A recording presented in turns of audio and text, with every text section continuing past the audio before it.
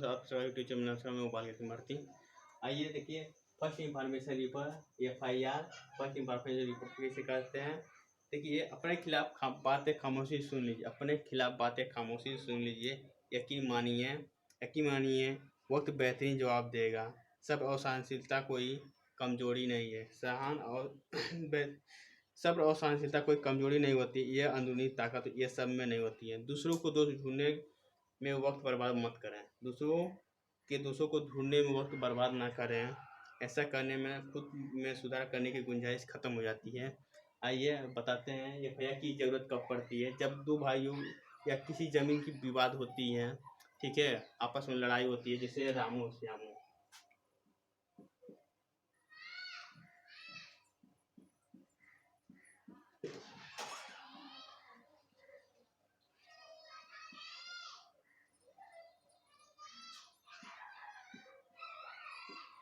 रामू और श्यामू दो भाई हैं।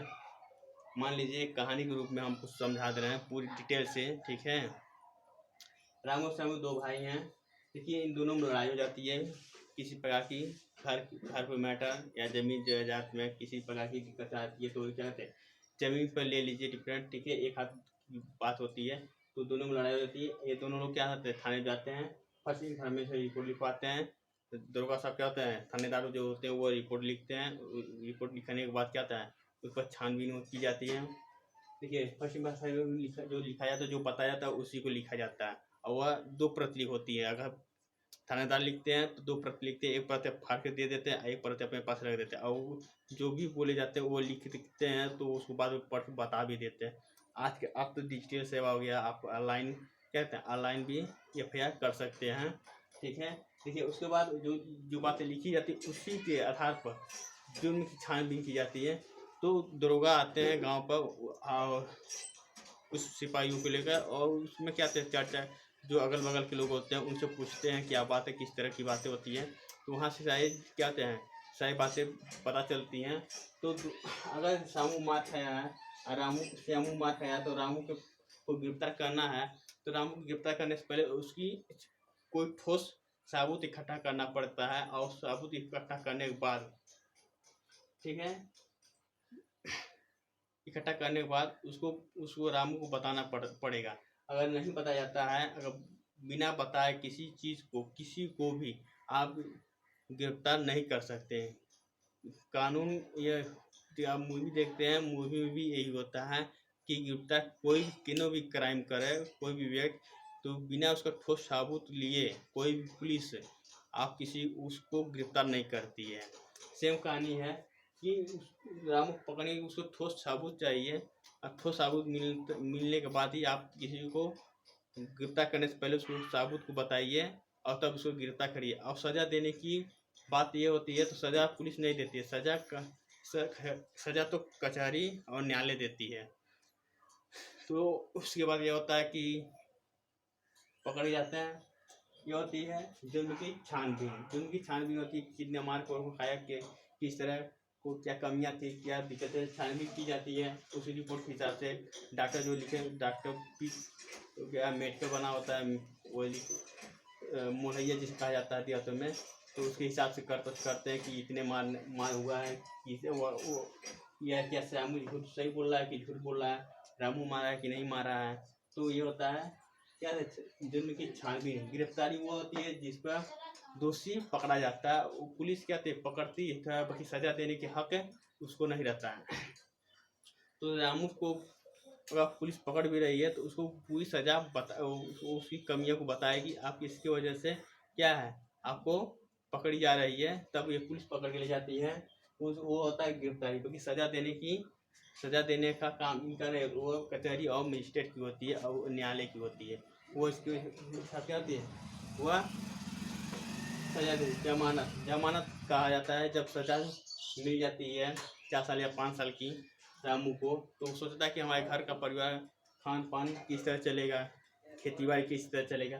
तो जमानत उसे कहा जाता है जिसके पास जड़ जमीन कुछ हो, जमीन जायदाद होता है, तो उस किसान भाई जिसे कहा जाता है, किसान भाई के हिसाब से क्या छोड़ा जमानत पर छोड़ा जाता है, ठीक है।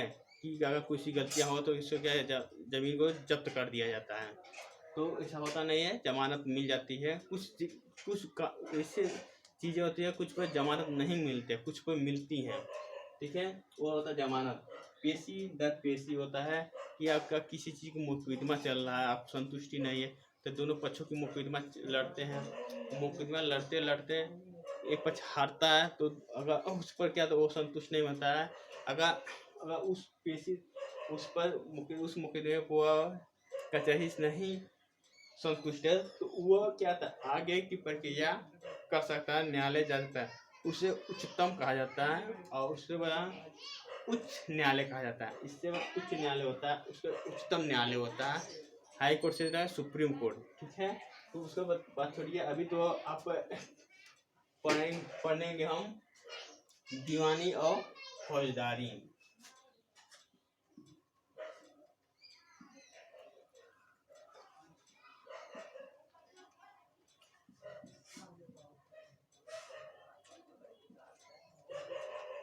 ठीक है,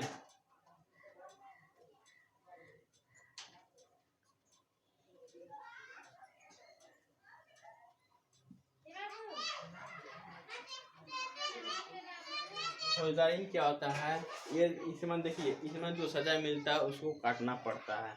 इसमें किसी प्रकार की, ठीक है, कोई गुंजाइश नहीं होता है। जैसे चोरी,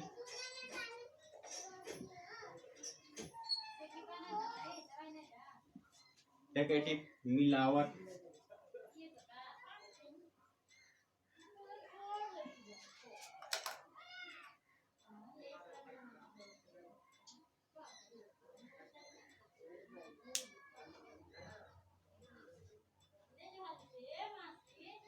खोई दवा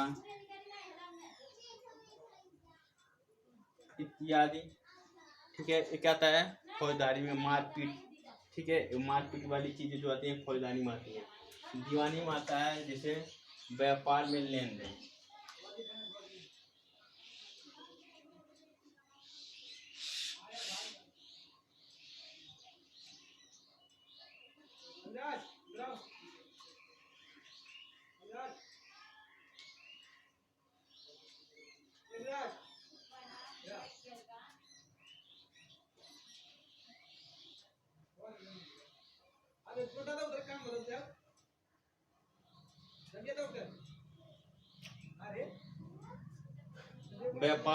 व्यापार में लेन देन, मालिक और मजदूर में, ठीक है, लेन देन।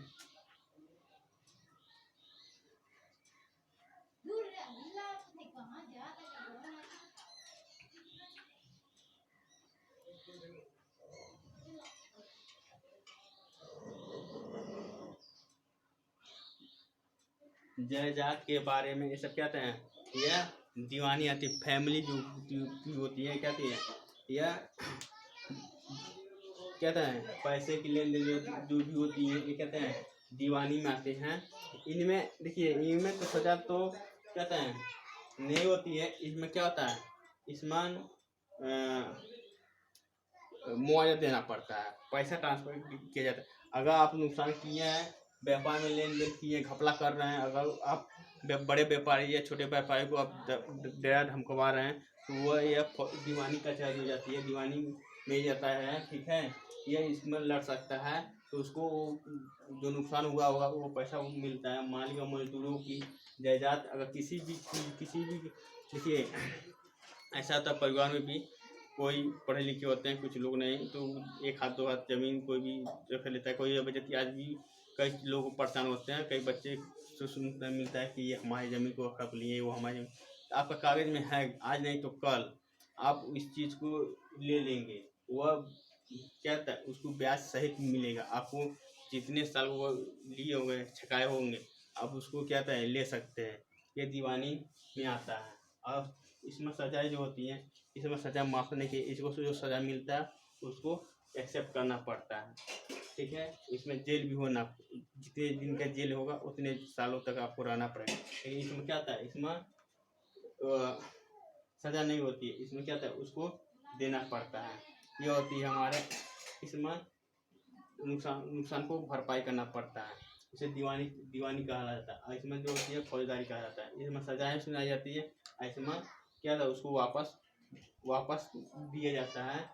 कोई किसी भी की ज़मीन को आप ज़बरदस्ती करके हड़प लिए हैं, तो वह अगर अगला चाहे आप उस ज़मीन को लेने के लिए, तो वो दीवानी कचहरी में जा सके और उसमें केस कर सकता है। और वह जितने सालों तक रहेगा लिए रहेंगे, वो ज़मीन को वापस देना पड़ेगा और उसको मुआवजा भी देना पड़ता है।